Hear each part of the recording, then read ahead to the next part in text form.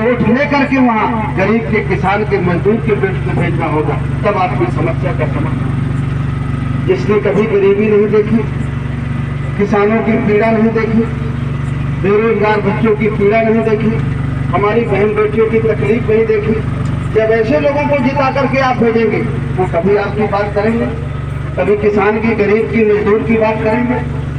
लेकिन जिताते तो आप इन्हीं लोगों को, राजा की पार्टी, महाराजा की पार्टी और महाजन। तो जिसने कभी गरीबी नहीं देखी वो गरीब की बात क्या करेगा? गरीब की बात तो वही करेगा जिसने गरीबी देखी। किसान के दर्द की बात तो वही करेगा जो किसान के दर्द की बात जानता है। क्या राजा और महाराजा जानते हैं किसान की तकलीफ को? क्या उन्हें पता है गरीब के बच्चों की पीड़ा, कि वो कैसे स्कूल जाते हैं, कैसे हमारी बेटियां कितने किलोमीटर चल करके जाती हैं, इस आशा में जाती हैं कि पढ़ करके हम भी कुछ बनेंगे, लेकिन पढ़ने के बाद वो बन पाती हैं?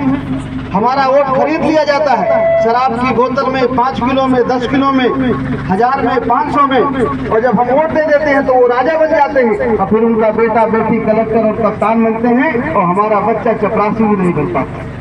और हम दोष देते हैं अपनी किस्मत को कि हमारी किस्मत खराब है।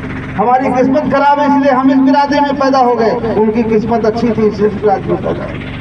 किस्मत अच्छी खराब हमारे हाथ में है। अगर हम वोट देने का सही फैसला करें और गरीब और किसान के बेटे को चुनाव जिता करके भेजे, जो आपके बीच का हो, कमजोर हो, जो आपकी पीड़ा को जानता हो, जब ऐसे लोगों को जिता करके आप भेजेंगे तो आपकी समस्या का यही कहने के लिए हम आपके बीच में आए। 75 सालों से आपने वोट दिया और जिताया, आपको कुछ फायदा हुआ? कुछ हुआ? कुछ विकास हुआ? आपके बच्चों को नौकरी लगी? कभी बीजेपी को जिताते हैं, कभी कांग्रेस को जिताते हैं, कुछ मिला? 5 किलो अनाज जरूर मिला, हाथ में कटोरा दे दिया और हम उसी में खुश हो जाते। इसलिए साथियों, अपने बच्चों के भविष्य के बारे में सोचिए, अपने भविष्य के बारे में सोचिए। अगर आप अपने बच्चों के भविष्य के बारे में सोच करके वोट डालेंगे तो आपके बच्चों का भविष्य उज्जवल होगा। और अगर आप ये चाहते हैं कि भाई कोई हमें कहानी तेरी छोड़ न हो बे रानी, अगर आप ये सोच लेते हैं कि कोई राजा हो जाए हमसे क्या लेना देना, हम तो नौकर ही रहेंगे, चेला ही रहेंगे, तो फिर उसमें किसी को कुछ कहने को नहीं। लेकिन राजा रानी के पेट से नहीं होता, जिसको ज्यादा वोट मिलते हैं वो राजा होता है। कुछ लोग तो अशोक को भी याद करते हैं, आप लोकुश को भी याद करते हैं ना, लौकुश जयंती मनाते हैं, अशोक जयंती मनाते हैं, चंद्रगुप्त को याद करते हैं, अवंतीबाई लोधी को जानते हैं, अहिल्याबाई होलकर को सुनते हैं। सुने हैं नाम कि नहीं सुने? ये राजा थे। लौकुश को याद इसलिए करते हैं कि राजा थे, इसीलिए याद करते हैं। अशोक को इसलिए याद करते हैं कि राजा थे, इसीलिए याद करते हैं। कि इसलिए याद करते हैं कि साग भाजी का काम करते हैं, इसलिए याद करते हैं कि राजा महाराजा थे। तो राजा महाराजाओं के वंशज हो, राजा को याद करते हो और राजा बनने की बात नहीं करते। पहले राजा बनने में तलवारें बंदूकें चलाई जाती थी, बहुत सेना मारी जाती थी, तब राजा बनते थे। अब राजा बनने के लिए तलवारें बंदूकें नहीं चलती, जिसको ज्यादा वोट मिल जाते हैं वो राजा बन जाता है। अब वो राजा मल्लाय का भी बेटा हो सकता है, कुशवाहा का भी बेटा हो सकता है, गड़रिया का भी बेटा हो सकता है, लोधी का भी बेटा हो सकता है कि नहीं हो सकता? उमा भारती लोधी थी कि नहीं बन गई थी, राजा की नहीं बन गई है? जो जिसको वोट दे गया वही राजा बन गया, और जीतता वही है जिसको ज्यादा वोट मिलते। तो जीतना उसे चाहिए जिसके ज्यादा वोट हो, लेकिन जीत कौन जाता है?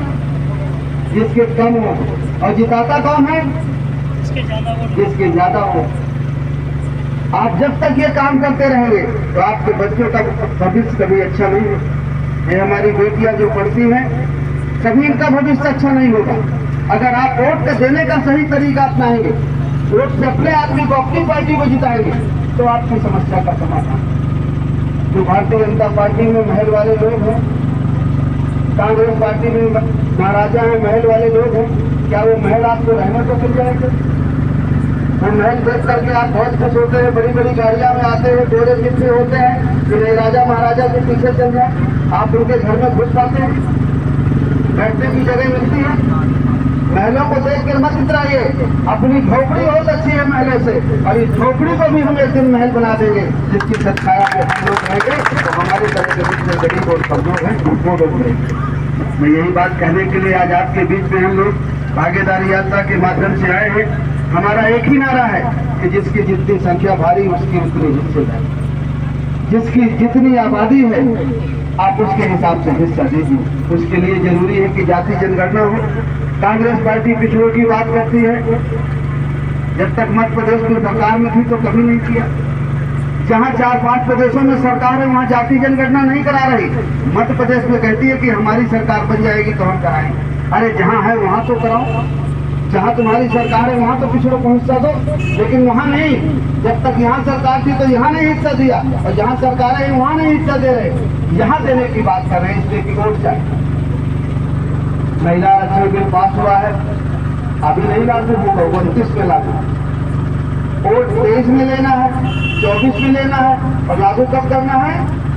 29 में लागू होगा कि नहीं होगा ये इसका भी कोई पता नहीं। और हमारे पिछड़े जात के महिलाओं को, बहनों को उसमें आरक्षण नहीं है। पिछड़ी जात के महिलाओं के लिए सीट रिजर्व नहीं है, खाली अपने लोगों के लिए नहीं किया। इसलिए आप लोग जागरूक होइए, सावधान होइए। जो आपकी अपनी पार्टी है जन अधिकार पार्टी, उससे लोगों को जिता करके भेजिए। हम आपके साथ हमेशा खड़े रहेंगे। बहुत बहुत धन्यवाद। जन अधिकार पार्टी।